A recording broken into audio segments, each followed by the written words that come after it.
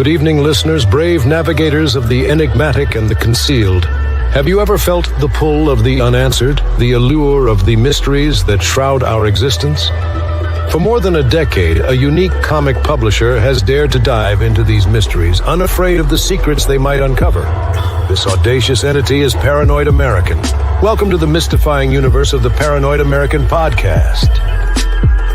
Launched in the year 2012, Paranoid American has been on a mission to decipher the encrypted secrets of our world. From the unnerving enigma of MK Ultra mind control to the clandestine assemblies of secret societies. From the awe-inspiring frontiers of forbidden technology to the arcane patterns of occult symbols in our very own pop culture. They have committed to unveiling the concealed realities that lie just beneath the surface. Join us as we navigate these intricate landscapes, decoding the hidden scripts of our society and challenging the accepted perceptions of reality. Folks, I've got a big problem on my hands. There's a company called Paranoid American making all these funny memes and comics. Now, I'm a fair guy. I believe in free speech as long as it doesn't cross the line. And if these AI-generated memes dare to make fun of me, they're crossing the line. This is your expedition into the realm of the extraordinary, the secret, the shrouded. Come with us as we sift through the world's grand mysteries, question the standardized narratives, and brave the cryptic labyrinth of the concealed truth. So strap yourselves in, broaden your horizons, and steel yourselves for a voyage into the enigmatic heart of the Paranoid American podcast, where each story, every image, every revelation brings us one step closer to the elusive truth.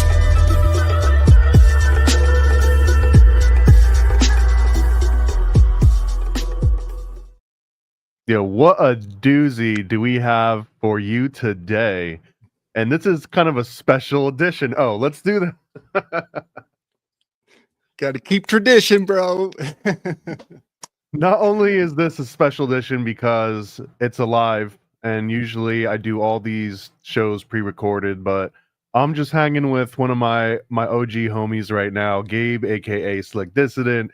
He needs no introduction, but he's getting an introduction regardless, even if he doesn't want one. And I also noticed since the last time we talked, Gabe's internet connection is amazing. His camera's amazing. The audio, everything is an upgrade. He's even got slickdissident.com where you can get Zippo lighters and baby onesies. And hopefully if someone's ordering like a whole bunch of baby onesies and a whole bunch of Zippos, you're looking into who you're sending this to because it's a weird combo. But you should absolutely go to slickdissident.com and check out. You got tarot cards now. I love it, man. I love everything that you've been doing. How the hell's it going? Before we even can catch up, how the hell are you doing today? I'm doing great, brother. I learned it from watching you. I mean, capitalism is the one true God, so I'm glad that you see the path. Yeah, man. A lot of people get suspect if you don't ask for money for what you do. So I had to put out some marketing and come correct. So yeah, thanks for the big ups. The other trick too is you can't really care too much about what people say because some will be angry now that you're trying to monetize your time and your efforts. And then, like you said, some people might be suspect where that old adage of if you look around and you can't find anything for sale, like you are the product, or I kind of paraphrase that one. Yeah, but man. you can't win. I think the best you can do is do your best. So there you go. And you're doing it. You're actually a constant inspiration. The first video, I think I had you on like the first month or so I started recording for this podcast. And I gave a shout out. You're the one person that made me care about gematria all over again because I had been so jaded. I still kind of am. So maybe you can like refill my gematria meter a little bit when we're talking. But we got a whole bunch of other cool topics. Every time I talk to you, you've dug into like a million different rabbit holes that weren't even on my radar. So this will be fun comparing notes today. Yeah, man. Yes.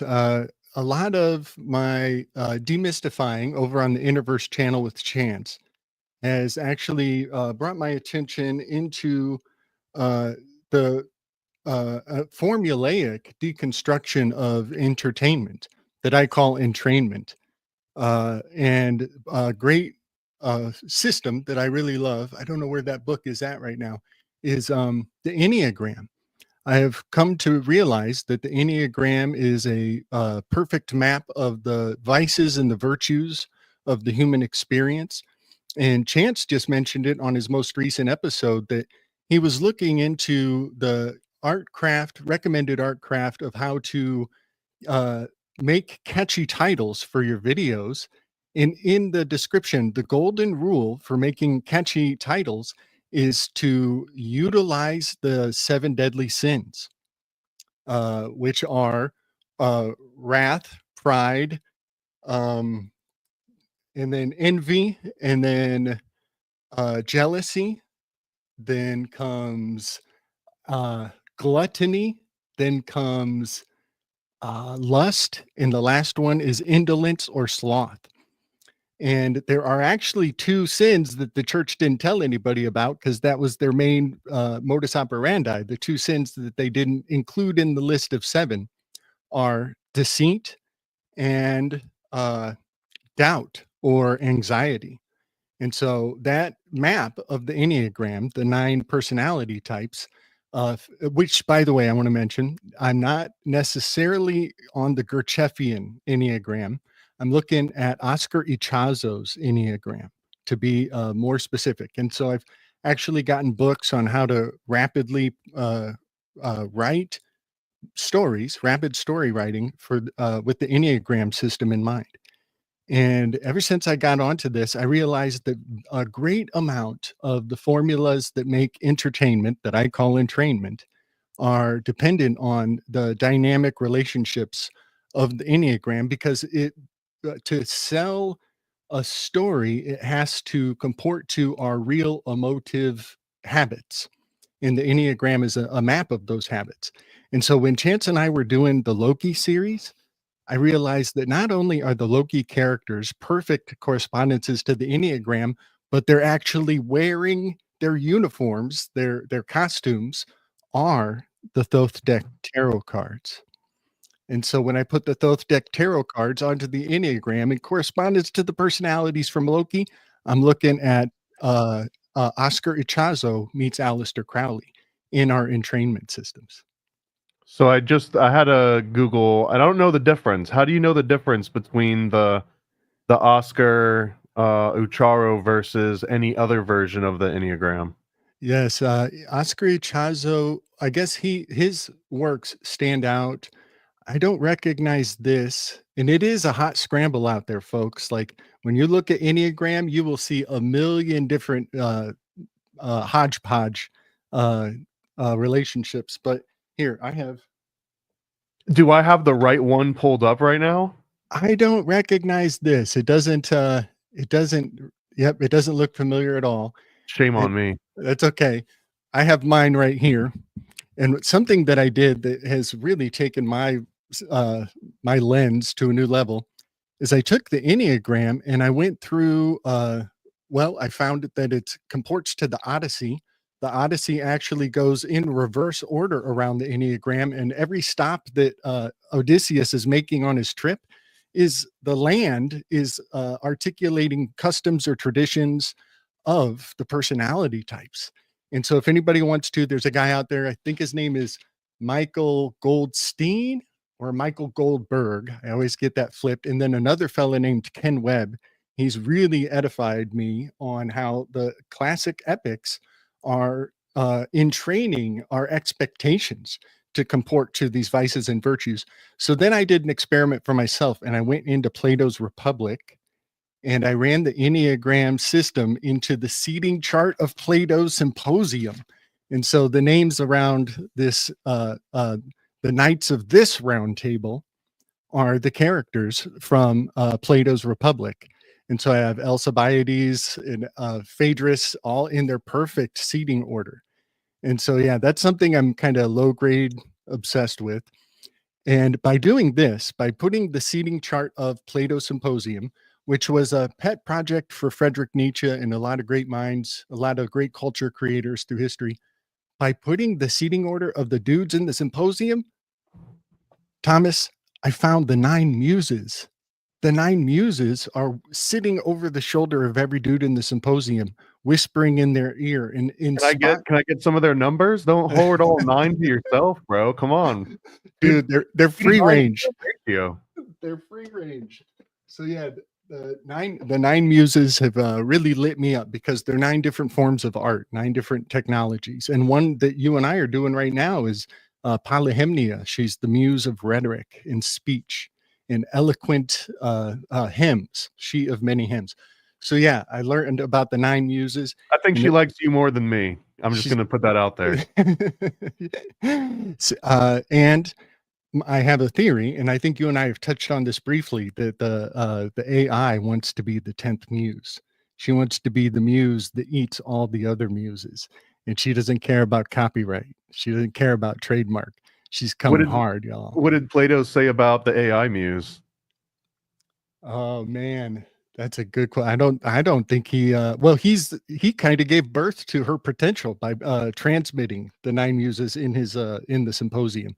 And I also think that the seating order of the symposium, when you plug in the 9 muses in a particular order, I think this is a map of the Library of Alexandria. And the Library of Alexandria is a misnomer. It was actually a museum first. And so if you had a script or a scroll or something that was about rhetoric, it would go down hallway number 1. And if you had a scroll or a script about battle strategy or law, it would go down hallway number 2 with the muse of Cleo, the muse of history.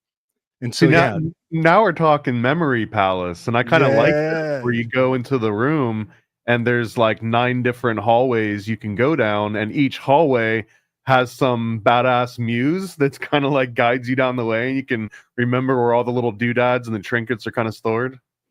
You're in my mind right now, buddy. Yeah. Great place.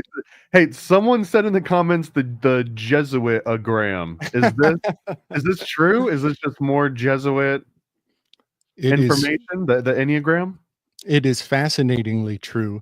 If you care to, I don't know if you can screen share and pop up Oscar Ichazo's just off the wiki, and then pop up his picture. This is the granddaddy of the enneagram that I use. And I'm suspect of all the great minds that I've consumed and learned from. You know, it's kind of the student's task is to supersede the master eventually, to overcome your instructor. So here's Oscar. Oh, that's his old picture. Wait, they don't have his young picture? Let's see. Do they have any other images of him? Nope. Wow. Okay, look up maybe Oscar Ichazo Enneagram. All right, I'll find like a younger hot beach bod pic of him too. Wow, they switched out his portrait, y'all. It's because we put it on blast a long time ago.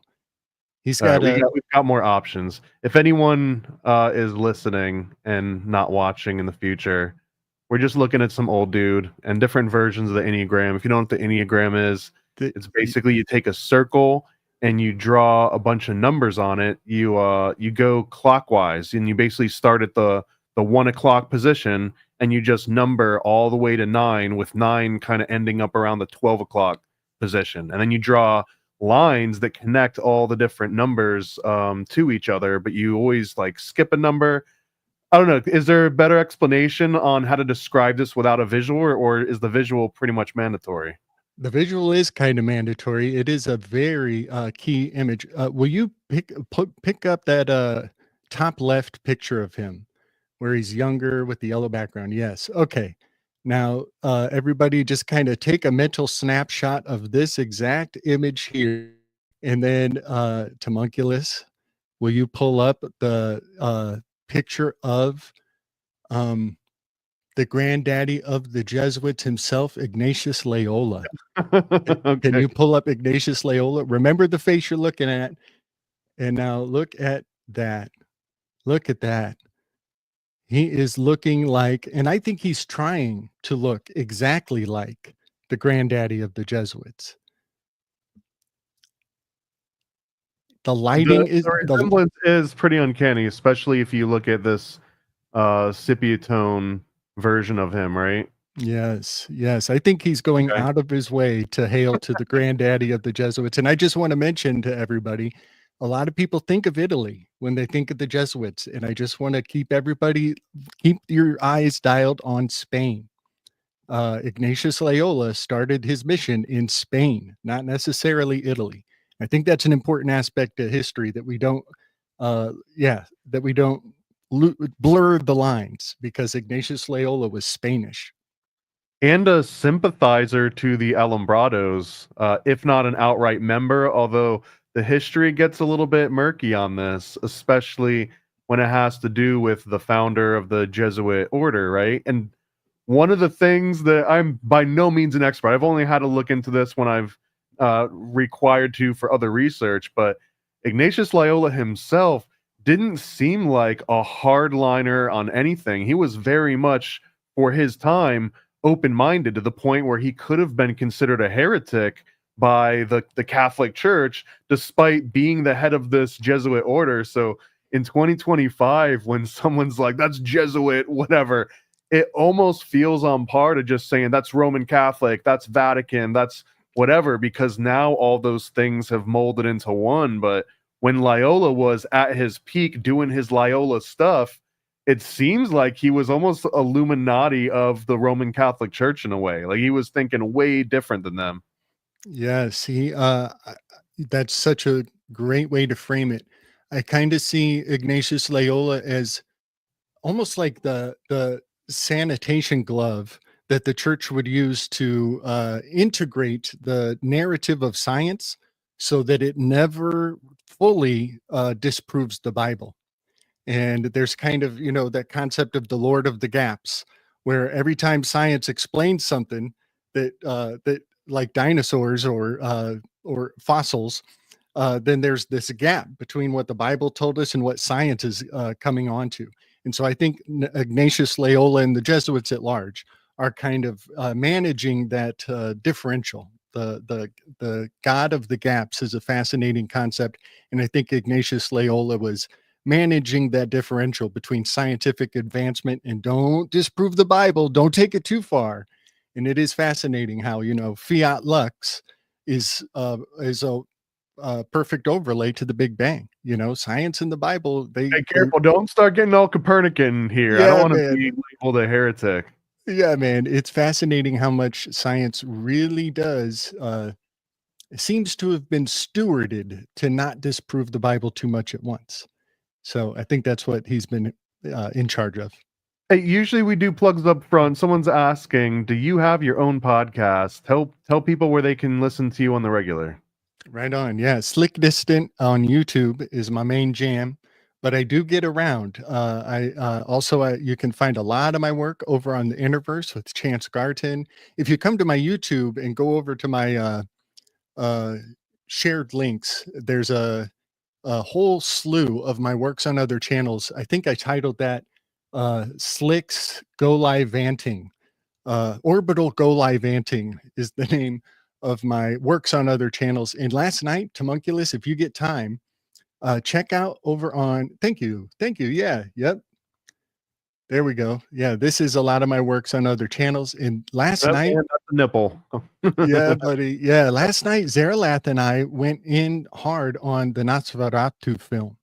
And we had some breakthroughs on the fly. Like in the heat of the moment of the conversation, I had so many epiphanies just kind of dawn on me as we were talking that I'm super stoked to kind of expand some of the thought forms that we worked up.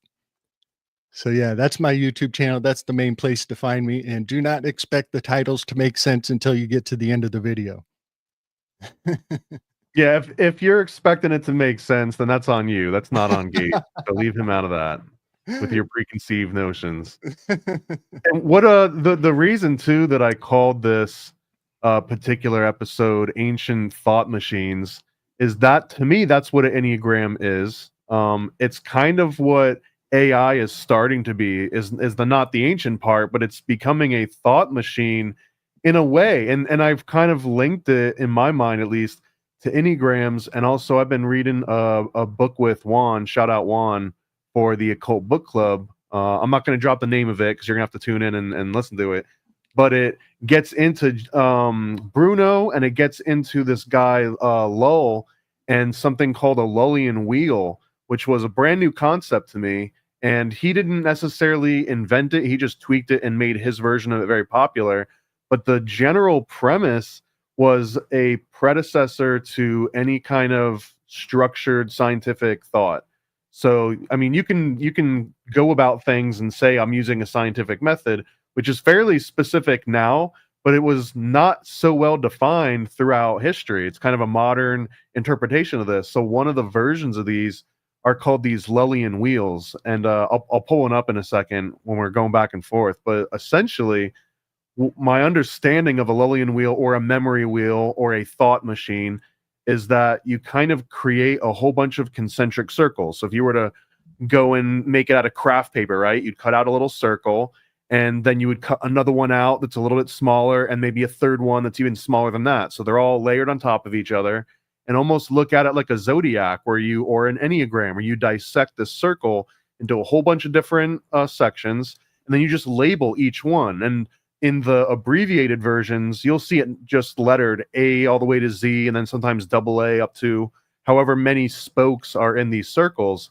But the premise is that each one of these layers or letters represents a general concept. So, for example, it'd be like quality or quantity or size or greatness or smallness or any type of adjective. And then it would have a subject on one of the other concentric wheels that would say something like God or justice or nature or man or whatever you want to kind of substitute for these. And what you would do is you would have a topic in your mind, and you would just look at these circles and just, I don't know if you would randomly spin it or methodically just go through each one, but you would spin one of these circles and it would come up with these either statements or questions. For example, if we were talking about enneagrams and you applied the enneagram to a memory wheel or a thought machine, you might spin it and it comes up with enneagrams are greater than God. And now you sit there and you contemplate what that means. Do you agree with it? Do you not agree with it? Then you can have things like enneagrams are greater than God, enneagrams are smaller than justice, all these different combinations, hence the concept that this was a machine or a wheel. And this was also cited as a predecessor to a calculator, like a legitimate, like little machine that you pop out of your pocket that eventually turns into a cell phone. But it all started with this thing on how do I think about a subject in as many different possible ways, but in such a structured way that any thought or any principle, scientific or emotional or subjective, anything that comes across your path, you just throw it into one of these wheels and kind of figure out for yourself everything that you think about of it. That's awesome. Yes, Giordano Bruno was totally dialed into the Mind Palace systems. And something I learned from there's a research, it's a book actually out there called Eros Unchained that goes into how a lot of the Giordano Bruno mesmerism and charismatism was kind of passed on to Cagliostro. And there's a fascinating lineage. Yes, this is he's Sounds awesome. it is fascinating. And through studying this, I learned about what's in Greek was called the Erotes. And the Erotes is a very specific family of cherubs, like little cupids that float around in the exchange of energies between people. And each cupid has a different job, and they're kind of, this is the old way of thinking about how inspiration happens. How are you moved how are you compelled from the beyond to take action? And so these different cherubs, they have a different flavor poison on the end of each arrow. And so one example, we know about Eros, he's the alpha of all the Erotes. He's the public facing Erote. He's the one everybody would just call Cupid. But people fail to know that there are actually, I think, 5 to maybe 7 other Erotes that are lesser known. And so he has a brother who's problematic, whose name is Anteros. And Anteros is, so if you get hit by Cupid or Eros, the principal Cupid, that means that you would fall in love with somebody. But it's problematic if you make a move on them and they don't reciprocate your affections until Anteros comes on the scene, and he would shoot the person you've fallen for, and the chemistry is right. All the the love is in the air and the chemistry lines up, and maybe they reciprocate your love if Anteros did his job. But sometimes Anteros misses the person that you were trying to put your love towards, trying to get reciprocity. Sometimes he hits a bystander and it turns into a love triangle. And so, yeah, these erotes are still completely valid. And a lot of people, I think, don't they call them little gods on Wikipedia? Yeah, they call them gods. And I'm going to say this. I think this is important right now. The word order means the 9 heavenly realms, amongst probably 16 other definitions, but 9 heavenly realms is one definition for just the word order. In the 9 heavenly realms, we have like seraphim, cherubim, thrones, Ophanim, all these different echelons of the divine. And so when Wikipedia uses this generic lowercase god, I think they could be more accurate in their description. So I would just call them erotes. They're not really gods, they're not demigods, but they are still integral to the human experience. So yeah. And I have actually mapped what, like you were saying, if you take the word enneagram and the word God, and then you see what the relationship between the concepts are. I've actually run the different erotes through the enneagram to kind of see experimentally how these thought forms and concepts relate to each other. So yeah, there's a lot in all of that. Here's the first version that I found of this, which is, I guess, one of the most simple versions of it. But you can see that every letter corresponds to a different concept. So you've got like beauty, glory, truth, virtue, duration, magnitude. So this is where you would kind of start in all this, but then it gets really, really complicated. Then you've got a whole bunch of different iterations of these. Some of them have so many different spokes and rows and columns that you would kind of need a guide on just what this guide is its own version of like a shorthand for. But I absolutely, here's almost a Cartesian coordinate version of this and we see these now. There's memes where people do the chaotic good versus the neutral good or whatever, like chaotic good, chaotic bad, and they'll plot it out exactly like this. And this is one of the most ancient forms of thought experiments. And my understanding is that the enneagram and these memory wheels or whatever else you want to call them, that they're basically tools to force you to think thoughts that you normally wouldn't. And that if you can train yourself to do this constantly, like, oh, let's go to the memory wheel to see what I think about this new thing that came up.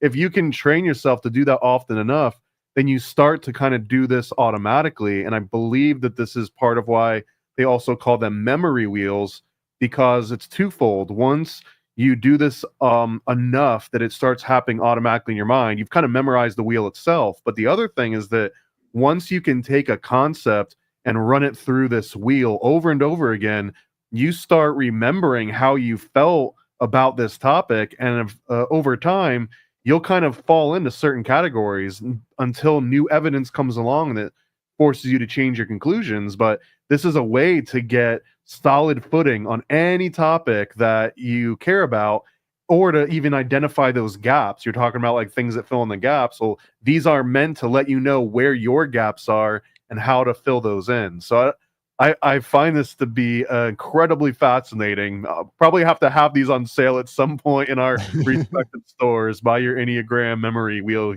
here, or at least check the description in the future. Yeah, man, it does. It gets incredibly complicated and nuanced, and you totally get the sense that you need a guru to edify, to fill in the gaps of what you don't understand about them.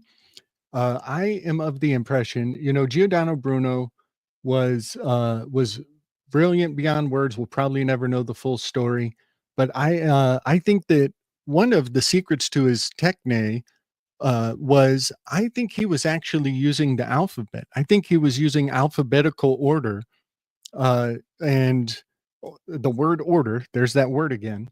I think he was using alphabetizing at a very early state, and to organize his thoughts and the things that he knew. And I even wonder if he was using Braille Like people would quiz him and challenge his mind, and and he wasn't allowed to, access the books. He would just have to pull it up by memory. And he was a total information savant. But I have a sneaking suspicion that under his robes, maybe up his sleeve, that he might have had memory palaces etched into the fabric of his clothing, so that he could actually access the library just by putting his hand up his sleeve or in his pocket. That's just one of my theories about how the secret to Giordano Bruno's success. And let me say this: we happen to know of a great amount of cipher and mysteries through history that came to us through an author whose name is Dan Brown. And in Giordano Bruno's name is the name Giordano Browno. And so I'm quite convinced that Dan Brown was tapped into the Giordano Bruno mysteries of history. But something that I picked up from the Eros Unchained, from studying the Eros Unchained, I highly recommend that research trail. There was a fella. I'd have to shuffle through my notes to pull up his name. I think I'm going to do it. There was a fella who is kind of part of the provenance of these people bringing this technology to the forefront today.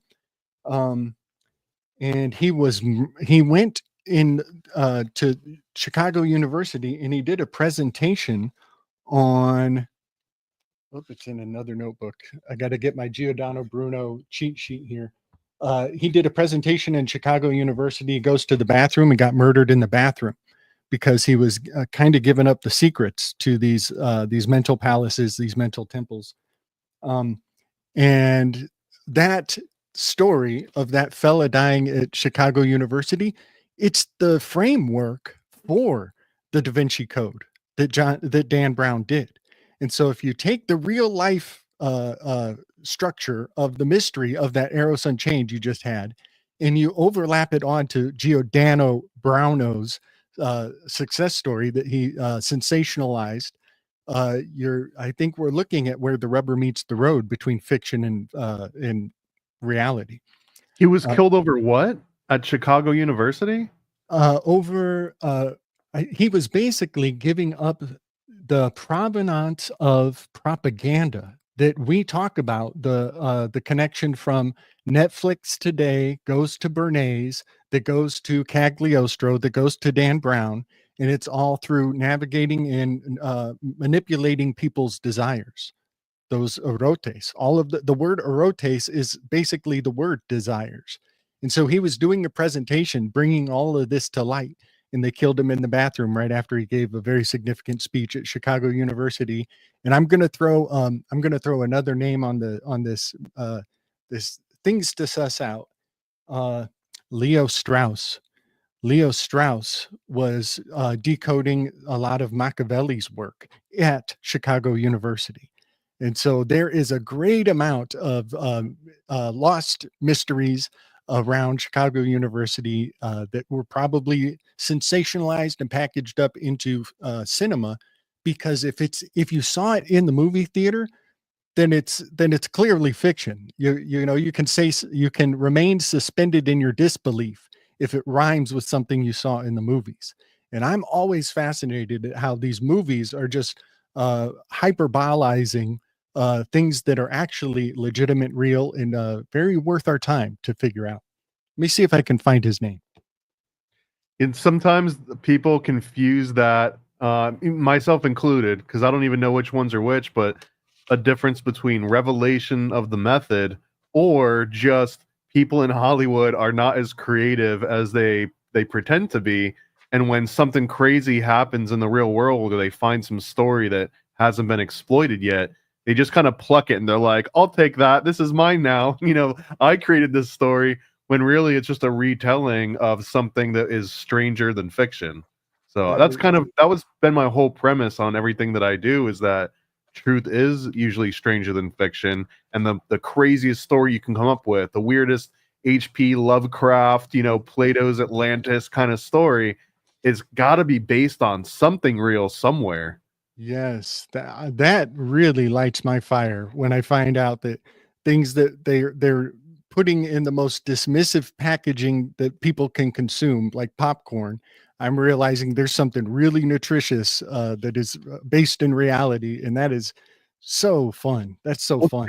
Dan Brown's another great example of that, because I don't know everyone like how they came across Dan Brown and the Da Vinci Code stuff, but I remember this started in the year 2000, 2001 or so, and it was a very, very successful online marketing campaign where there was this mysterious puzzle that got passed around, and it was like, if you can solve this, you win the prize. And I don't remember every detail of it, but a lot of people were coming across this puzzle and trying to solve it, and you had to sometimes open up the web browser and look at the code in the browser, and there would be little clues on what the next page would be, and it was all about figuring out every single next page.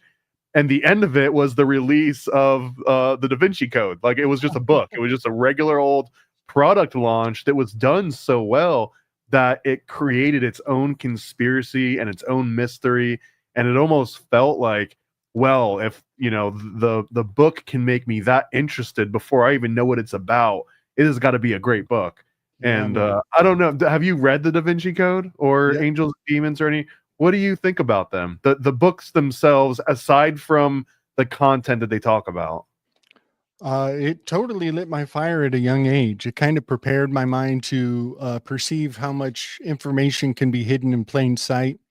You know, the one of the this is kind of the one of the kind of like you were saying, my gematria set a fire in you. One of the opening scenes of the Da Vinci Code is a guy's murdered in a museum. And whenever I hear museum, I'm like, oh, there's my thought palace right there, right? Every museum is hailing to what I've discovered through the enneagram. But he's murdered, but before he dies, he sketches a pentagram on his own chest and he writes some mysterious codes. And then our main character, Langdon, I think it's John Langdon, something like that.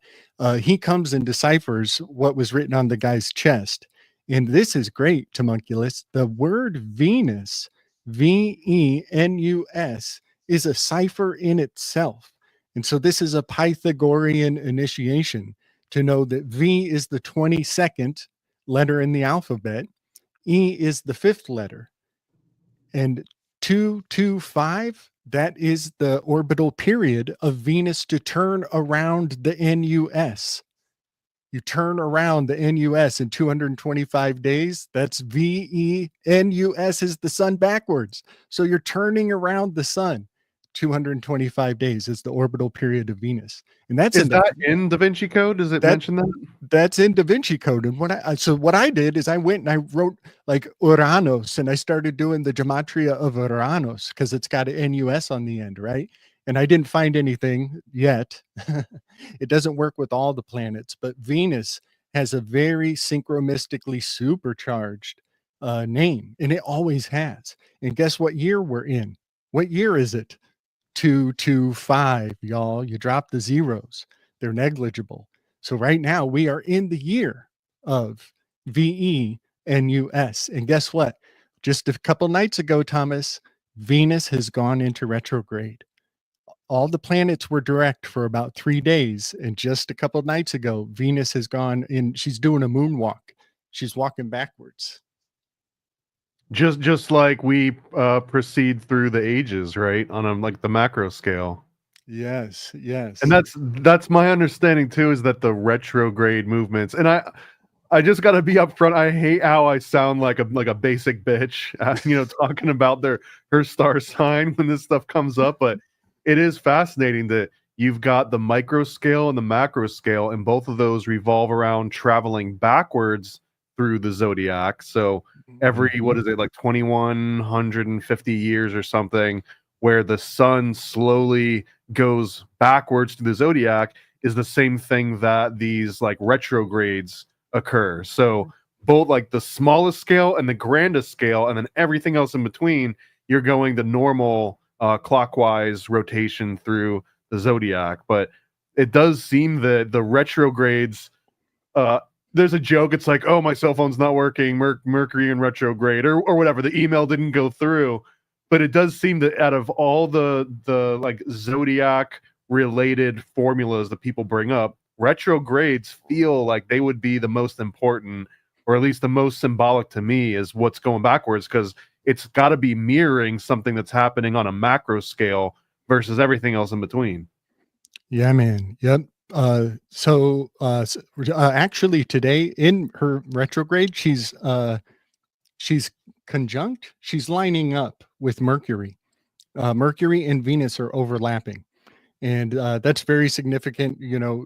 Love and war. Yeah, but love and finance. There's like Mercury is money, Mars is war. So yeah, love and finance are having a bit of a opposing opinion in the heavens today. That is really fun.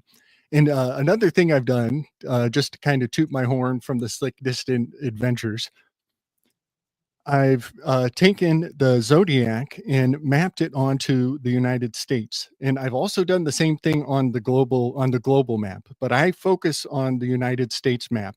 So what you see behind me here is actually the Zodiac placed onto the United States. And there we go.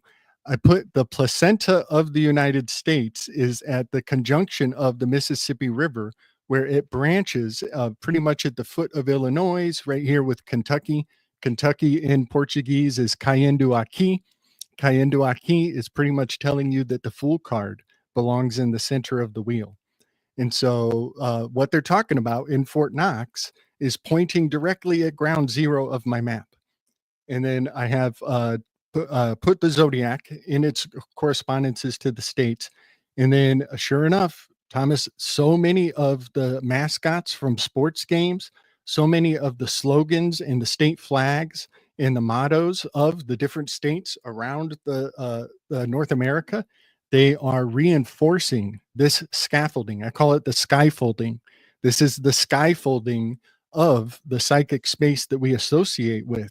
And so I've put the map of the tarot cards onto their zodiacal positions that correspond to all of the mascots, all of the baseball, football teams. And I'm pretty sure I've intuited my way into the puppet strings that pull a lot of what I call the Dow made rituals. The Dow Jones is, you know, they're prospecting, they're gambling, they're anticipating our decision making. And so many times when things pop up in the news here, there, and everywhere, I just look over on my map and I'm like, yeah, well, fuck yeah, LA caught fire because Venus was sparking up conflict with Neptune right here in LA on the map on the day that the fires start. And so every time I watch the news, I just look over here on the Slick Dissident map and I'm like, yeah, could have seen that coming.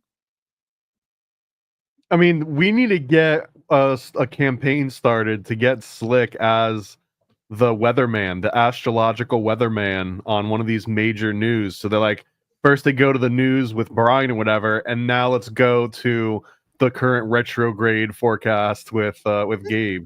I feel like the world needs this. We could have saved how many lives and dollars.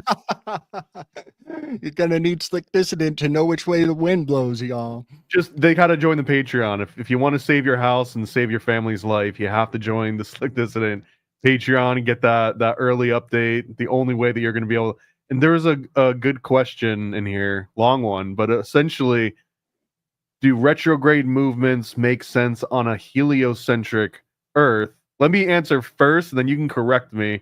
I would say yeah, because retrograde movements and the sun moving through the zodiac in this way is based on our perception of it from Earth. So the only way that these movements seem to make sense, but then again, they were used by the ancients that believed the Earth was the center of the universe as opposed to heliocentric. So they work either way though, because they're based on objective observation from this planet. No?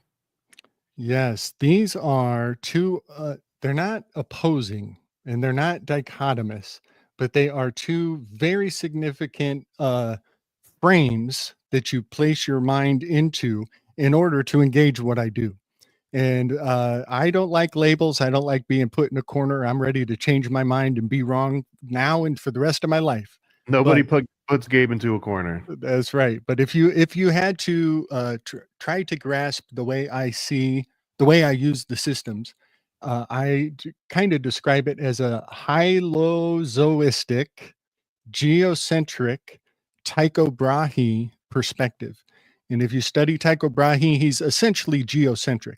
He it's not impeccable to say that the Earth is in the center because there is a movement even in that. But I use the geocentric perspective because it puts my mind into the mind of the ancients who I study so much. I'm a huge fan of the Platonic systems um, and a lot of the knowledge that grew out of Plato. So I put my mind in the perspective that they had, and by doing that, I think I sympathize a lot more to the realm of forms that a lot of people call heaven. So how Jesuit are you? Because it sounds like you also have to put your mind space into like the head of a Jesuit often, no? Excellent question. Well, I'll tell you one thing. Everywhere I look, those beep beep beep beep are popping up. They're popping up left and right, Thomas. Yeah, I've been kind of uh, considering the tarot deck. Like, okay, let's just mention like Crowley inseminated the Plantagenet bloodline when he when he was the father of Barbara Bush, who is the mother of the dude who orchestrated 9/11. And One so, time. He only did that once. oh yeah, that's all they needed. And he's using his granddaddy's numbers for the ritual. And so I definitely see Aleister Crowley as underappreciated and also underestimated. And I think so. Yeah, everywhere I look, I see the tarot cards. I call them this is the costume department of Hollywood. And so the more and more I decode this costume department, I keep popping up on Jesuit territory, you know? And so, yeah, I think they have captured the technology of the tarot cards and subliminally into the subconscious of the collective. They have reinforced this color. I call it the color of law. This costume department is the color of law. And they just flash a couple signs and symbols from your subconscious. Next thing you know, you're ready to buy something you never wanted, you never knew you wanted. So yeah, that's definitely why I use the Aleister Crowley deck primarily because I see it as the touchstone of our culture, whether you like it or not. Whether you like it or not. Uh, Someone asked in the comments, is this confirmed? I wrote a comic on this exact topic about the Aleister Crowley Barbara Bush thing that we were just talking about. But I have to do my due diligence. So if you go to USA Today, they gave it a big fat stamp of this is BS because of course they would, because that's the job of USA Today, is to make you think that it was originally from a magazine article, April Fool's joke that was published on April 1st. However, the dates do line up. Barbara Pauline Pierce, the matriarch of that lineage, was in Paris and did have a good friendly relationship with, what was her name, Nessa or something, Nessie? But she was friends with somebody that was currently involved with Aleister Crowley. So, like, the timelines match up. The story has been put forth. I have to ask. I mean, this is the Paranoid American. We're both, a little bit conspiracy, a little bit out of our minds, a little bit, right? So all of those things line up. Who's to say that the story wasn't published intentionally on April 1st so that it could be like, look, we've disclosed it, but it was just a joke. It caught fire. It was just a joke. I don't know where I stand on it. In my mind's eye, I like to believe that it's true just because it makes so much more sense that 9/11 came directly out of Aleister Crowley. It checks so many different boxes.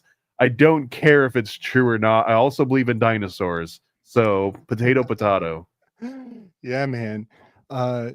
The I think a lot of people will appreciate that the actual truth of the claim is not as important as how many people act upon the information. After the lockdowns, after everybody taking the experimental injections, there's a lot to be said about, even if it's a complete lie, even if it's a bunch of BS, you can still anticipate people in the world to act upon that lie, upon that hoax. So, yeah, Crowley, this was kind of a fun one. For almost 2 years, I was totally uh, believing that Crowley and was Winston Churchill. That's another one of his claims. He claimed to be Winston Churchill. So I look at the pictures and I'm like, holy shit, Aleister Crowley never smiles and Winston Churchill only ever smiles. And I'm looking at their picture. I'm like, they look just like each other. So I had to do a lot of legwork to disprove it. And it turns out it's total bullshit, but it's amazing how much confirming facts line up to almost lead you to believe it.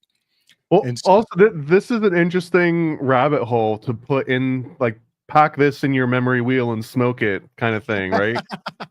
But the concept, especially when people get into that person A looks like person B, therefore A equals B. But the human brain, out of all the things that it does, seems to be the most refined at telling differences in faces, little intricate differences, and recognizing all these weird things. Because ultimately, if you step outside of your human brain for a second, if you were any other animal, any other species, humans and the human face look remarkably similar. Even though some people have various different facial features, when you compare that to the true variety that's everywhere outside of humanity, look at how much variety there is in color and shape and form, even within the same sort of, animal families and genuses.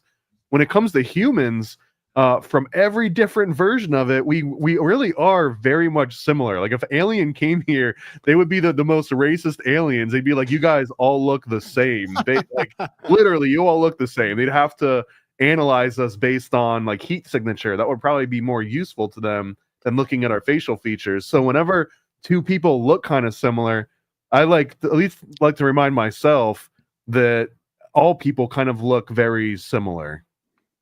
right. Yep. And even close enough genealogy, like they don't have to be directly related, but what if Churchill and Crowley have like a granddad 5 generations up, and that's close enough, can I do a little screen share action? Absolutely not. I Oh, don't dude. know. Well, let's see. Let's put it in the green room. Let's see. Oh, I don't know what the green room is.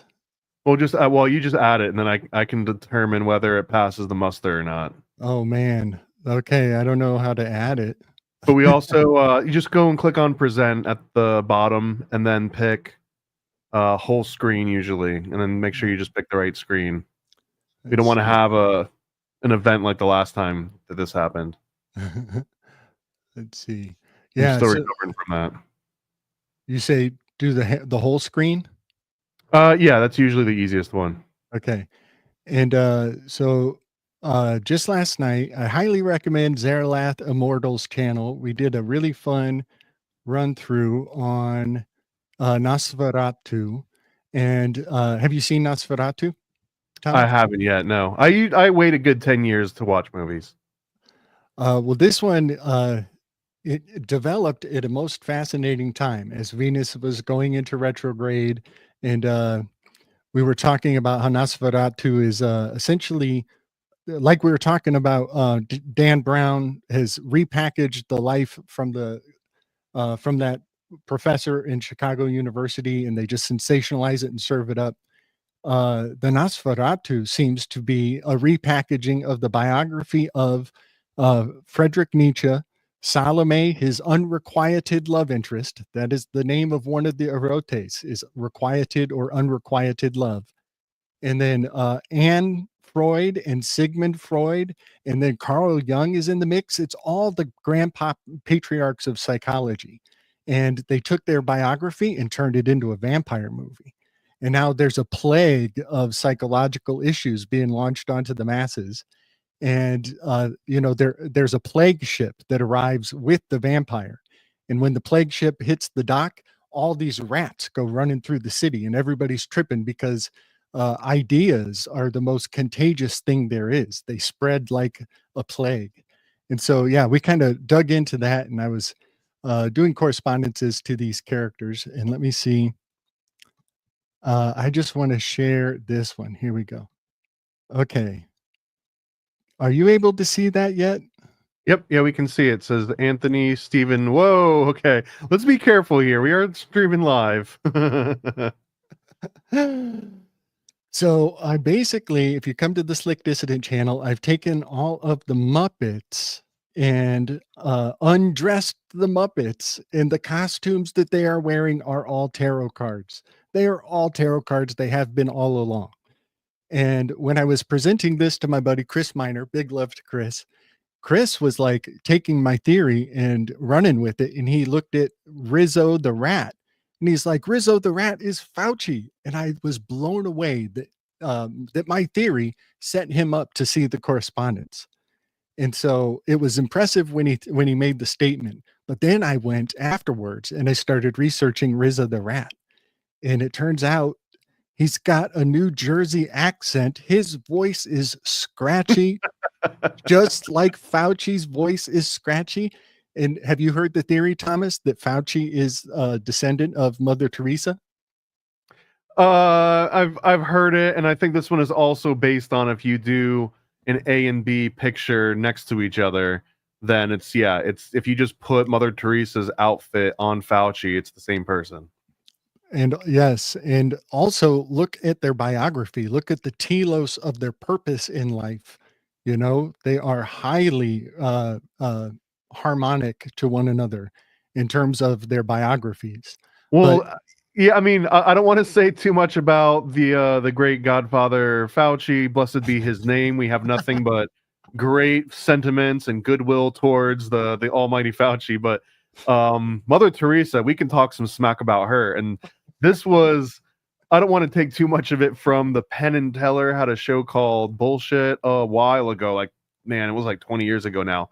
But they had a really good episode on Mother Teresa and how so many people were under the impression that she was going from hospital to hospital and just cradling people and comforting them and making sure that they were okay and, you know, reconnecting them with God, when really the way that it was presented in this Penn and Teller show and in other things that I've come across was that she felt that human suffering was a close connection to the divine, and that only through suffering can you really truly appreciate what God sort of represents. So in this new context, now I kind of visualize Mother Teresa going to some horrible hospital where people are just dying from dysentery and leprosy or whatever, fill in the blank, the worst possible way to go out. And she's just sitting there absorbing the pain and the suffering, like, oh, I am so close to God right now. This is awesome. You know, like, you guys are so lucky. You're so close to God. So drawing those parallels, yeah, maybe the other guy, the great anointed one, Rizzo the Rat, he's sort of like, I am so close to God right now because of all the suffering that's going on around me. Yeah, man. And I didn't see this. It was actually Zaralath who pointed it out, that one of the initial lines that got Rizzo the Rat in trouble was, is ABC going to be okay with Mother Teresa on a stick? And to avoid potential difficulty with the real life censors, alternative lines were then filmed in place of that. And I just find it very fascinating that some of their initiatory claims have to be amended. But yeah, he actually made a reference to Teresa on a stick and got in trouble for it. And, you know, he definitely looks like and sounds like our boy Fauci. And then I just want to share my anagram here. Anthony Stephen Fauci is an anagram, imperfect anagram. It's 1 E shy of enchanting you fat sheep. And if you go look at the translation of Ovidius Publius Naso, the author of Metamorphosis, see Ovid and look at his full name, it translates to publicly snubbing the sheep. That is the translation of Ovid's full name. And here's Fauci wearing an anagram in his name that is very correspondent to Ovid. So who are the other Muppets in this analogy? I'm curious. Like who is like Fonzie or Gonzo? All right. Okay. I'm going to take everybody on a tour. You asked for it. Let's see. All rights reserved. We're going through the Museum of Slick Dissident here. It's going to take me a minute to. Oh, look at what's Warn me this? if there's anything that we need to be concerned about. What's this, folks? What's going on here? This is We're from my in territory right now. Let's go. Yeah, man. This is from my show with Zaralath. Big love to Z out there. I think everybody should really check out what we broke down. This is how Nosferatu is the Ubermensch original. He is Friedrich Nietzsche. And the whole film is about Nietzsche's unrequited love with Salome.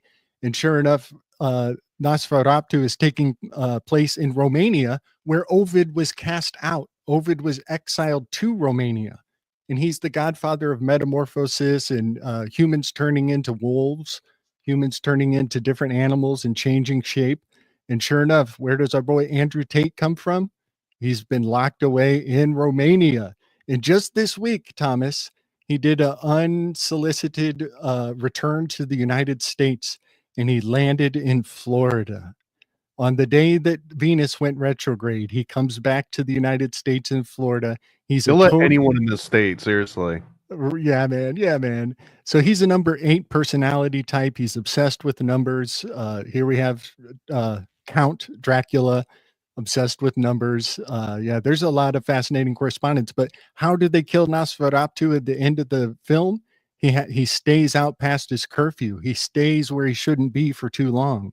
And I ponder, wouldn't it be fascinating if Tate gets stuck in the U.S. and misses his bail? And let's see. Oh, man. Oh, here we go. Let's just kind of flash this. I think you'll dig this. Look how much Houdini and our boy Miles per Hour look like one another. Let me just describe what we're seeing for if anyone that's just listening. But Gabe's got one of his classic sort of collages here with a bunch of pictures of Harry Houdini directly next to a bunch of pictures of Manly Palmer Hall, and they're both lookers, and they do look remarkably similar to each other. Yes, Houdini would have been in old age. They definitely started parting ways a little bit. Right. Yes, very true. Very true. Houdini would have been about 25 when Manly P. Hall was born, but they definitely have that charismatic eyeball kind of style. Let's see. We're going through a lot of random information. Oh, what's this? What's this? Scooter from the Muppets is Bill Gates. Scooter, okay, I can see that. Where else? Scooter from the Muppets is a billiken. The billiken is a symbol revered by the Royal Order of Jesters, the Jesuit supreme on high. And sure enough, Bill Gates and Scooter, remember Scooter was obsessed with the clipboard. He was obsessed with the schedule. And he just wanted to strangle that little bugger. So yeah, these are some fascinating discoveries I've made in decoding the Muppets. Oh, here's a fun one. The binders, all the binders. Were these the Romney binders or these different binders? Oh, those were the phase 1 binders from the Epstein Oh, right. files. The ones that everyone just got recently on the Epstein list. Yes. Let's see. I think I'm going the wrong direction. Let me go back. You're in retrograde. Yes, I'm retrograding through. Okay, just a quick flash here. All the damn, remember I said the tarot cards are the costume department of Hollywood. Every damn character from the Avatar, Last Airbender, they're all tarot cards. And they're not just looking like the tarot cards, they are imbued with the essence of what that card means in the esoteric systems. And this is the Crowley Thoth deck, if I'm not mistaken. You are correct, sir. Yes. So I think the best way to summarize it is just to call it the costume department. Ayn Rand is totally the star card. Why was there a My Little Pony in there? Because even My Little Pony is wearing the costume department. It's a perfect system. It's a hermetically sealed system because they can't leave anybody unaccounted for. Here we go. I'm almost there to the Muppet. Here we go. So this is my Muppet collage. I just see Tucker Carlson is Gonzo, so you've answered that question. Ain't that something? Ain't that something? Gonzo journalism that Hunter S. Thompson proliferated. He would actually go into the field hands-on and experience the story. And then, yeah, he invented the word gonzo journalism, much like Gonzo would go out and get stuck in the tornado, right? And continue to report even as he's being sucked up in the funnel. Well, the Gonzo is a constellation. It's the Goose constellation. It's in Aquarius. And in Aquarius, there was the Great Honkening. The Great Honkening took place during Aquarius, in exactly 1 year after the Tucker convoy. Tucker gets canned on the exact anniversary of the Tucker convoy. And the goose animal totemry is an animal of, it's an alarm bird. They would actually, at many temples, they still do it in China today. They'll keep geese around like the police stations or the headquarters. And the geese will actually tell you if there's something dangerous coming way before any of your guard dogs will. Like weather related, or like a murderer's coming? Well, in the old temples, it was if there were horses on the ride. If there were horses, like a large cavalry was approaching, the geese would notify you way before the dogs. And there's actually, in Greek mythology, there's a story of a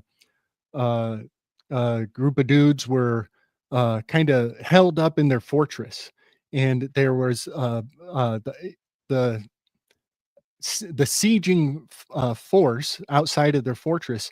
They found a back way up into the castle, and they started crawling up the cliff face to try to sneak in the back door. And it was the geese that told the guys inside somebody's coming up the back door.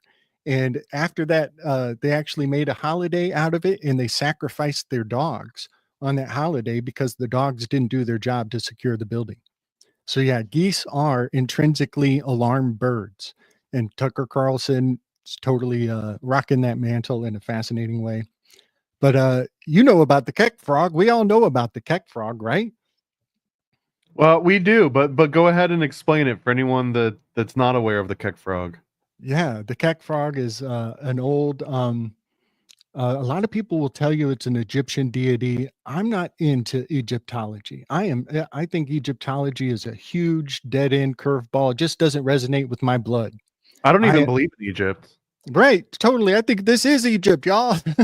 This is Egypt. Yeah, I don't really get into it. I am really into the Greeks. And so there is a play written by Aristophanes called The Frogs. And just a footnote, I highly recommend everything Aristophanes wrote. Everything he wrote is the bedrock of social engineering to the max. And when I studied Aristophanes' The Frogs, it's all cock and ball jokes because he's a comedian. So it's disarming. You wouldn't expect anything serious to be displayed during this theatrical comedy. Well, as soon as in the play, The Frogs, as soon as the main character, King Dionysus, as soon as he starts to conduct a competition between two tragedians, Aeschylus and Euripides, as soon as that competition happens, I think everybody should flip your mind out of comedy mode and start taking notes, because this is totally the bedrock of social engineering and speaking to both the left and the right mentality, and kind of doing, satiating both sides of the political spectrum. We'll just say that. Very hermaphroditic. It's so hermaphroditic. Yes, between those two tragedians, there is much to know and learn. So then, as I study Aristophanes, the frogs, I realized that America is at the exact same political climate that Athens was in. Exactly the same political situation. When The Frogs was written, democracy had fallen, and there were 400 oligarchs had come into power. And there was only a few years later that Athens has a huge collapse. They go through a famine. And so, yeah, we're at this precipice of the fall of Athens. So I go back and I read some of the art in the theater of that time, and I look and reflect onto the stage today, and it is a one-to-one correspondence beyond beyond one podcast. So yeah, I'm plugging the Keck Frog of Chump into the Kermit the Frog, the president of the entire Muppets show. And I'm looking at his trophy, Dolly Parton, Pandora. Pandora was a sex bot. All of the first ladies are bodyguard assassins, y'all. Don't even fool yourself. If you adopt this lens, so much more things make sense. So yeah, Miss Piggy and Dolly Parton had a tight relationship. Dolly Parton's name is a hail to Pandora. And then look at the leader of the band is Joe Rogan. Joe Rogan's entire studio is decked out in the Thoth Deck Lust card. It's fascinating. So yeah, Joe Rogan's the leader of the band over here. We got what's her name? Brockovich. I can never say this lady's name. Marina Abramovic. Thank you. Yeah, she's totally rocking the witch down here. Hand. You know that? What? Oh shit. And then yeah, so then we got Scooter is Bill Gates. This little tiny bird, I forget his name, but he's the original founder of Twitter. But check this one out. Can you see my mouse, Thomas? Jack Dorsey. Yeah, you're pointing at Kevin Spacey now. Kevin Spacey is the space pig. And this is beyond hilarious because the number 17 is the lust card. It's the star card right here. And you can see the motif of how the space pig is dressed up in basically the costume of the tarot card.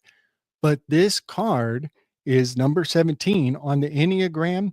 The number 17 reduces to an 8. It becomes a personality type number 8, who is described as lustful, domineering, a controller with the shadow of lasciviousness.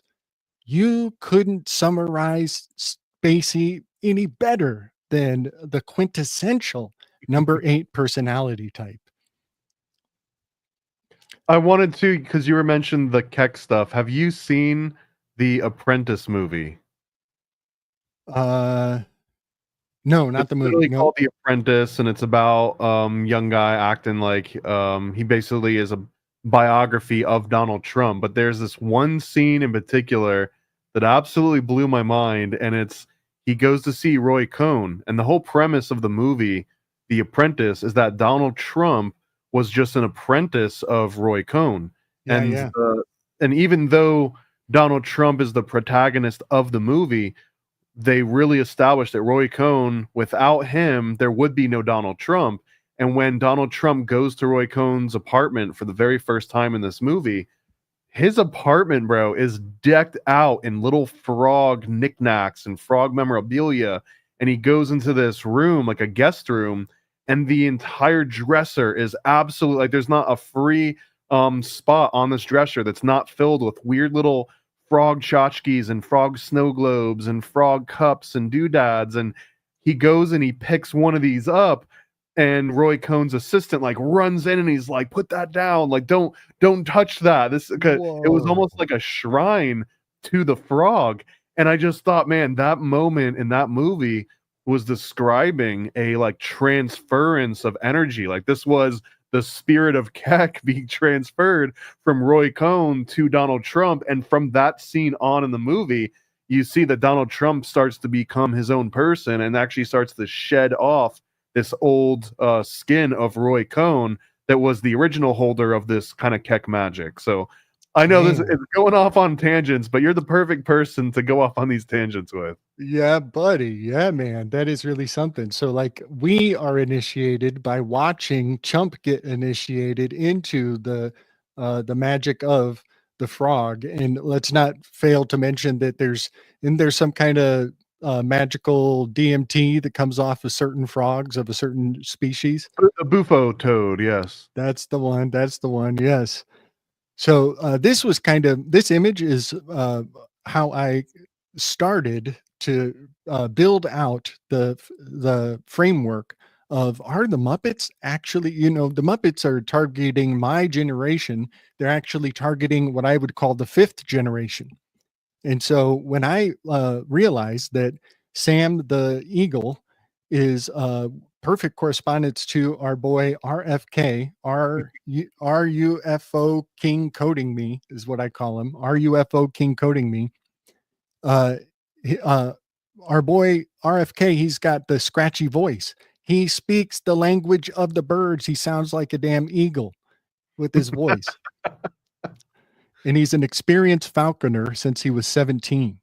Is that true? I've never heard that. That's crazy. It is crazy because when he shook, go when to he Central Park and like take out pigeons. he's very very affluent with the hunting with the birds, which is actually Scythian technology. But when he shook hands with Donald Trump on 8/23, that is the holiday of the volcano god. That is Volcanalia, and it is right smack in the middle of where the Analema crosses the X in the middle. The Analema is the big figure 8 that the sun makes in the sky. And so when the falconer shook hands with, I told you I was a damn serpent, we were looking at the headdress of Wajet and Nekbet. They were making the crown of the Egyptian deities of the North Egypt and South Egypt, Nekbet and Wajet. Ain't that something? And also, what is it? The eagle was the bird of Zeus because it communicated his power. And here we've got RFK, who is now the person that communicates the power of sort of, the person that he's subservient to.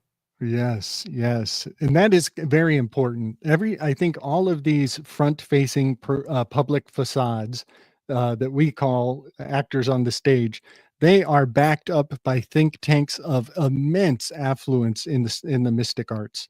I don't want to give any of these guys all the credit. I think they are all backed up by think tanks of epic proportions. And then here, I want to share this one. I think you'll like this one. Oh, shit. Did you ever see Cabin in the Woods? Yeah, classic movie. It comes up in the old Ardernoderm harvesting theories. Yeah, man. Yes. So let me try to stay on track because this one goes everywhere all at once very quickly. The David Poliadis research on missing 411 is definitely worth knowing, but he has those 10 common denominators that he won't research the case unless it fulfills these 10 criteria. But he has a lesser data set that is not on the principal 10 list. It's like a subset of common denominators, one of which on the lesser, the minor arcana of his common denominators is a lot of those people seem to have genetics that track back to the Black Forest of Germany. And right there was my foot in the door to expand this theory to the utmost, because 411 in septenary is DNA. So and let me give quick context too. So the missing 411, I've actually heard this come up the most often in Bigfoot research, but that the missing 411 is when you take a map of disappeared persons, missing persons that have been reported, and you overlay it on top of this cave system that's inside the United States, that those groups of people tend to coalesce around the places where these cave systems have these weird entrances and exits. So my context on the missing 411 is that this illusion that the people that keep going missing might be getting sucked into inner Earth or being snatched up by some other like dimensional. I'm not really sure what the my own premise is of this, but I've heard missing 411 in Bigfoot research, and that these are people that get snatched up by Bigfoot, and that Bigfoot lives in these like underground cave systems. So what's your take on the missing 411? Well, I'm totally okay with it being something legitimately mystical beyond like just what you described. However, a lot of what the story is packaged up in has wild threads that point to psyops of immense and epic proportions. When I think of the number 411, when I was a kid, when I used to call 411 to get the weather and the time and the temp, didn't that cost money? It wasn't free, right? Didn't they charge you for calling 411? Well, if they did, I never knew about it. There's must have gone to my parents' bill. Why is this bill so high? Like I Right. was calling asking him, what if Mercury was in retrograde or not. Right. So back then, all of our phones were attached to a spirally cord. The spirally cord looks a lot like DNA. And so in the subliminal, every time I was using DNA, the number for information, I was also twiddling the little spirally cord as I'm receiving the information. And so the spiral cord on the old phones that you use to call DNA, to call it 411, is actually emulating the DNA. And the claim that all of these people are targeted that have genetics going back through to the Black Forest, Martin Heidegger had a cottage in the trees in the Black Forest. And so I think that, and I always suspected when I was listening to the 411 that they were suggesting the mythology of Baba Yaga, the enchanted house that pops up on legs and snatches people and disappears and reappears in time and space, which is originating in the first epic of all time ever. It's the first story, the principle laying the bedrock of all mythology because it comes from the story of Gilgamesh and Enkidu. And Enkidu is a Bigfoot, Thomas. Enkidu is totally a Bigfoot.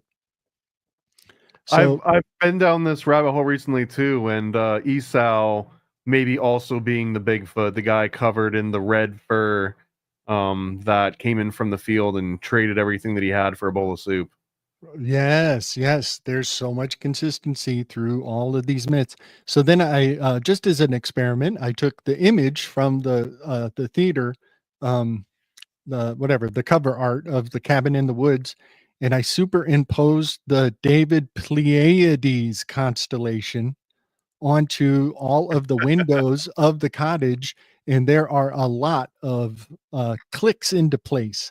A lot of these windows and these stars, I offset it just enough so you can still see the windows.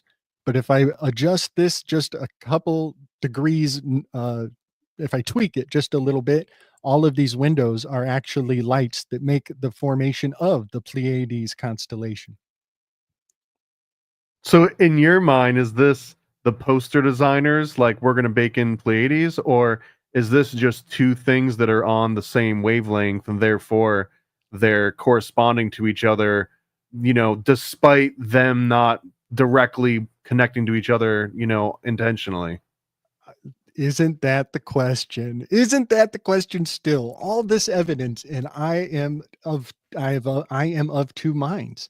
I can stand in the realm of this is manufactured, that they are fabricating consistency so that it looks like the hallmark of truth. But I am also of the mind that they are brilliant enough to be tapped into something synchromistic, that they aren't doing it on purpose. They're doing it through their subconscious when they make the art. But I'm more inclined towards this is contrived. You're on our radar, cabin in the woods. We know what you're doing with the Pleiades star system in your poster art. Totally. All right, I'm going to stop sharing. Those are just some of the fun Slick Dissident projects. If you come over to my channel, there's plenty more where that came from. What else? Normally at this part of the show we do the PCP. We've already done PCP with Gabe. Gabe is no stranger to PCP. He rocks PCP. But you were talking about a couple other things before we were starting recording, and I was like, keep it in your pants, save it for the show. And one of those was this double-chambered skull, which I've never heard of before, and Cagliostro, and this elongated skull Peruvian alien thing. Let's get back into that. Let's take the pin back out of that. I couldn't find it. I was going online and I was trying to search for double-chambered skull. Yeah. So you're gonna have to just describe what it is to us. I don't have any visuals. Okay, well, can you pull up an image of Cagliostro? Because Sure. you can see it pretty clearly in just the depictions of what he looks like. So there's a particular type of oversized skull, and we can't really suss out the name because my data banks are a mad scramble. There you go. This is Cagliostro. Actually looks like a little girl with like a magical book of some kind. Okay. Yeah, homie's got a big old dome. And if you look through And that big images, old brain of his. yeah, man, yeah. It's so very recently somebody was flashing the type of elongated skull that is not so much long towards the back, it actually looks like it has a split down the middle.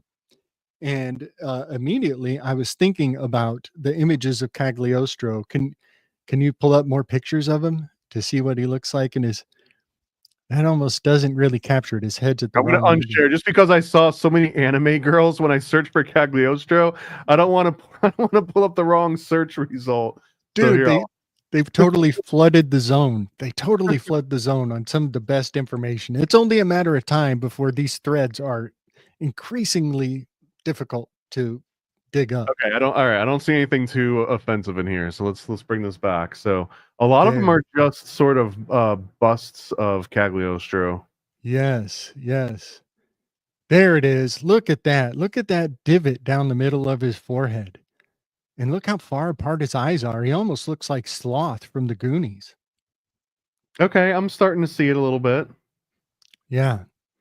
And so Cagliostro, this is very significant. You know, there's a lineage, like I think we mentioned it earlier, that what we call the social engineering of Netflix that goes from the guy who owns Netflix, his whatever second uncle was Edward Bernays, Edmund Bernays. Edward Bernays, yeah. Thank you. And then from Bernays, it goes on to Freud, and they're related. And then from Freud, it goes backwards. But I want to pause on Freud for a second. In his earliest works, Sigmund Freud was talking about the subconscious, and he actually had a very difficult time differentiating his work to make it acceptable for clinical recognition. He had to abandon the term subconscious and he had to adopt the word unconscious. And I think that they both exist, but I think it's important that we try harder to speak impeccably about the difference between the two. And so he had to use the unconscious to get clinical recognition because it's objectively true that everybody has dreams. Everybody goes to sleep and comes back with revelations or reflections of their psychology through their dreams as a matrix to see their inner world. But I think when he abandoned the term subconscious, it was very I think it was enforced. I think it was required that he does not give us the insight into what the subconscious is. And I see the subconscious is operating all the time, all throughout your day. And so while we're taking in a great amount of information, more information, like if a picture says 1,000 words, how many pictures do you see through your day? Oh, there we go. That's a good one. Yeah, shout out to Black Eye, aka Informed Dissent. I always want to say Informed Dissident whenever I see him on here. But yeah, so if you look for Star Child Skull or Boss Cup Man, then you'll see a picture of this. Yes. Yep. That's the kind of dome piece I'm talking about that Cagliostro had. Yeah. Like and this is the official wiki page of it. I just like in the background of this picture, it's like special Roswell price, only $25. Star Child Skull. Nice. Yeah. So when Sigmund Freud gave the public the term unconscious, I think a lot of people use unconscious as a catch-all for all the things. But I think the subconscious is happening while you're awake in your like I said, if a picture says 1,000 words, how many pictures do you take in a day, and how long would it take you just to unpack all of the information you take in just an hour? So yeah, the subconscious is I think where marketing is actually doing high grade psychological operations Which is why you should buy something from paranoidamerican.com, buy something from paranoidamerican.com, buy something from paranoidamerican.com. Big time, big time. Yeah. So the subconscious is really something fascinating, and I think that Cagliostro and Giordano Bruno were masters of mentalism, mental manipulation, rhetoric, even. Rhetoric is under the dominion of the first muse in the symposium, Polyhymnia. So these are really fascinating and edifying things to, I think, build up your own psychic self-defense in this day and age. The Smith Modernization Act has essentially turned all of the propaganda weapons we were pointing out for imperial expansion. We were able to lie to outsiders. We're pointing all the weapons out. Well, the Smith Modernization Act has flipped all those weapons in on us, and the terms of the agreement and the laws of the battlefield are something completely different than what our elders were undergoing. And so I think that learning these patriarchs of the subconscious is going to be more and more important as the psychological operations intensify. And this is, you were saying, the Smith Modernization Act of 2010. This is referenced in HR 5729. And I do like, let's pack this in the memory wheel and smoke it just really quick. To modernize authorities, to fight and win the war of ideas. So the war against terrorism wasn't enough. Now we're just going to straight up getting into a war of ideas, which feels even more nebulous and hard to define than terrorism, right? Now it's just ideas, specifically violent extremist ideologies over the internet. So now we're going to fight a war of ideas over the internet. Yeah, buddy. Yep. And ideas are the first contagion. The principal contagion is an idea. What does the Purple Heart look like in the War of Ideas? Like if someone kills an idea that I had, do I get a Purple Heart from that because we were in the War of Ideas and I lost an idea? Yeah, man. The word idea is actually rooted in Hades. If you put a little Greek tweak to the word Hades, it is the ideas. It's the ideos in your head. And he's actually a number 9 on the enneagram, the indolent one, the slothful one, with the remedial virtue of diligence. So yeah, I've actually done the Greek pantheon on the enneagram too. So that word ideas, it really is. It's sitting at the pinnacle. It's at the number 9 on the enneagram.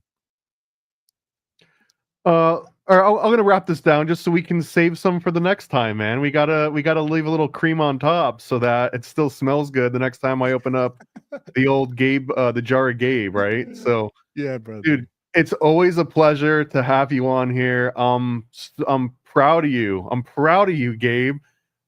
Everything is so much better, bro. It's like Gabe 2.0 all of a sudden. Yeah, man. I'm looking forward to going on with Donut. Donut, give me a call, bro. Let's get together. I got a good signal. Let's do some power weaves. We'll get you on. And also, in what is today? Man, how is it March already? In 11 days from now is going to be the 100th episode of the Paranoid American podcast. And you might be thinking to yourself, wait a minute, I'm currently watching episode 106. That's because Gabe breaks all of the rules of time, space, and everything. Like you can't think in linear fashion. This is non-Euclidean philosophy that we're getting from Gabe. So of course it's not going to be direct with like straight lines and curves that you're aware of. But it's also because I usually pre-record these shows, edit them together, and then post them. But we had to just like flow. I didn't want to have the time space filter our ideas out because who knows? We record it today and I put it out in a couple months. Reality might change out from under us. So I just wanted to have that direct beam, but come back on March 17th and I'm going to do a 6-hour live stream, 100th episode special. You're 100% included in this. So you're definitely invited. And we're going to be going through, I'll say top 10 conspiracies. I can't really order them in like preference or anything, but like 10 very influential conspiracies that made me care about the stuff that I care about. And we're just going to spend like 20-30 minutes on all these different ones. And then bam, 6 hours goes by. So pop in whenever you want. I'm sure you'll have a million different things to say. And let's tell people where they need to go and buy the onesies and the Zippo lighters. Yeah, man. I just realized, as you mentioned, that this is 160. That's a tower card, right? And the last time we were together, down here in the Southwest, the tower card, Highway 160 was given its new name in 1930, the same year they discovered Pluto. Pluto is going to be in Aquarius for the next 20 or so years. So yeah, the fact that I just learned that like last night, and here we are doing episode 160. And the last time we were on the airwaves together was our show on 9/11 with Chance. And if anybody missed that, go back and dig in on our show with Chance on 9/11. We dropped heavy knowledge. So yeah, synchro mysticism to the max, y'all. The kung fu is sweet. Slick Dissident on YouTube. That's my main jam, but I get around. You'll see me here, there, and everywhere. I'm over with the Homunculus Master, and I'm over with Chance. And definitely check out that Zaralath show. We had a lot of fun last night. Right. Check the description for links. A couple of people were like, the link isn't right. I'll double check. Although during the show, I went to Slick's channel and I grabbed the link and I updated the description. It was the same link for me. So I don't know, man. Like I said, whenever Gabe is around, bro, reality changes out from under me. I can't describe it, but I feel like you're the one doing it. Even if you're not actively doing it, it just follows you around, man. So congrats and my condolences. I can't tell which one.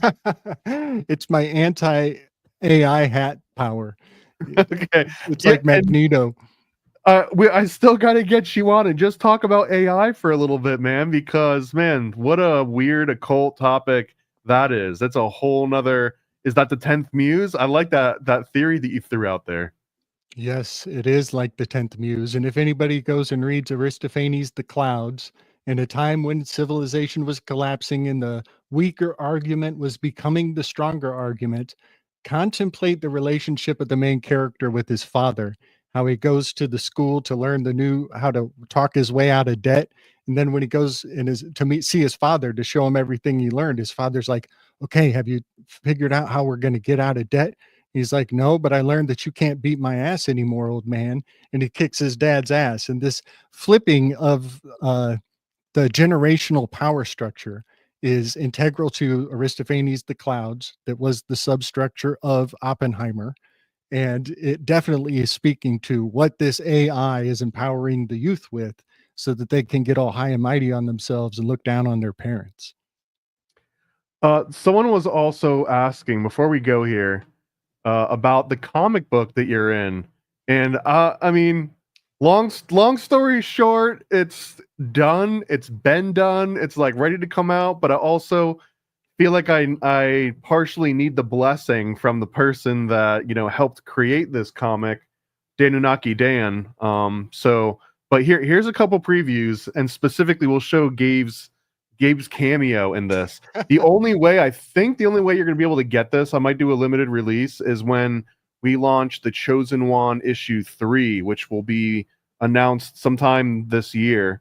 And if you get the Chosen One 3, maybe I'll have like a separate tier where you can get a super crazy limited release that'll only be for that one Kickstarter, and get Gabe in a damn comic book finally. He's waiting, bro. He's been in the pages. Look at this badass splash page. But where's Gabe at? Here's okay, this is an old version of it. This is an old version. It used to be a chick, and then we replaced the chick with Gabe. But I'll find the new version. This was the old version, and this was she was based on Lady Salvia. She was supposed to represent Salvia Divinorum at one point of this story, and then as we kept working on it, everyone, bro, homie Romy, Danunaki Dan, me, we were like, this needs to be Gabe. We need to get Lady Salvia out of here and get Gabe in here. Here we go. Here's the Gabe versions. So look at that silhouette updated. He's got the hat that you're wearing right now. Can you just tilt it a little bit so it kind of matches the silhouette here? So there's Gabe. And then look at this. Look at him. He's like master of the master of the occult arts here with his fancy little shoes, and he's got, I don't even know what these were special request outfit by Gabe. So that's right. I had to make his head bigger. Well, and under that hat too, he's actually got a little bump because it's a Star Child skull. So That's all you're gonna get for now. We'll show more of it, but yeah, if you're interested in that, I'll play an ad after we're done talking here for Chosen One. You can go to chosenone.com and sign up to get issue 3, and that'll be the only place until we figure out what the hell is going on with the rest of the Rising from the Ashes comic. But that'll be the only place that you can get it for a while. So, anything else you wanted to say to the people?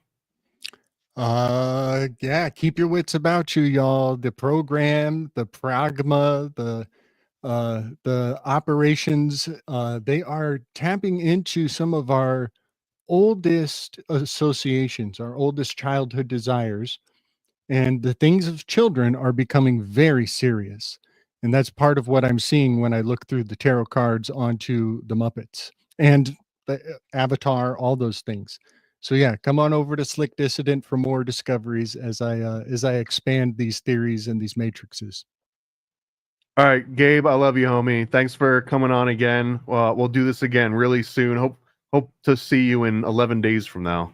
Yeah, buddy. Big love to Monculus. Much respect, y'all. All right, peace, everyone. Thank you.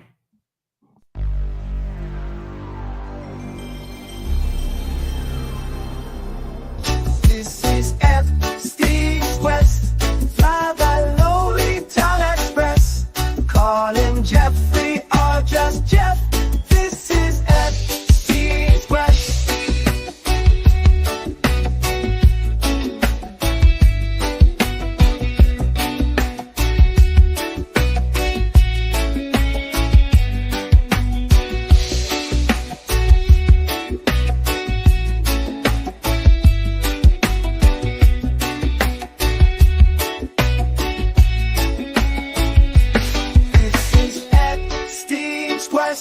Fly the lowly town express. Call him Jeffrey or just Jeff. This is Epstein's Quest. That's right. In Epstein's Quest, you get to travel the world, see the sights, and take part in unspeakable pleasures. Blackmail your friends for fun and profit, featuring all your favorite characters of the dark underworld and beyond. Bill and Hillary, Trump and Melania, with guest appearances by Chris Tucker, Bill Gates, and more. To find out, just search for Epstein's Island online and play the all-new game, Epstein's Quest, from developer Paranoid American. For more details, visit paranoidamerican.com. Chosen1.com. Go visit chosen1.com. It's easy to remember if you just sing along. Chosen1.com. Go visit chosen1.com. The chosen one. Yes, he is the chosen one. He's got his own comic, and now he's got his own song. 'Cause he's the chosen one. Yes, he is the chosen one. Go buy a copy at chosen1.com. Chosen1.com. Go visit chosen1.com. It's easy to remember if you just sing along. Chosen1.com. Go visit chosen1.com. Paranoid. Yo. I scribble my life away, driven to write the page. Will it enlighten your brain? Give you the flight, my plane, paper, the highs ablaze. Somewhat of an amazing feel when it's real, the real, you will engage it. Your favorite, of course, the Lord of an arrangement. I gave you the proper results to hit the pavement. If they get emotional, hey, maybe your language, a game, how they playing it well without Lakers. Evade them, whatever the cost, they are the shapeshift. Snakes get decapitated, met is the apex. Execution to flame you out, nuclear bombs distributed at war, rather gruesome for eyes to see. Max them out, then I light my trees. Blow it off in the face, you're despising me for what though? Calculated and rather cutthroat. Paranoid American must be all the blood smoke for real. Lord, give me a day away, vacate. They wait around to hate whatever they say. Man, it's not in the least bit. We get heavy rotate when the beat hits, so thank us, you're welcome. Fuck you niggas for real, you're welcome. They ain't never had a deal, you're welcome. Man, they lacking appeal, you're welcome. yet they doing it still. You're welcome.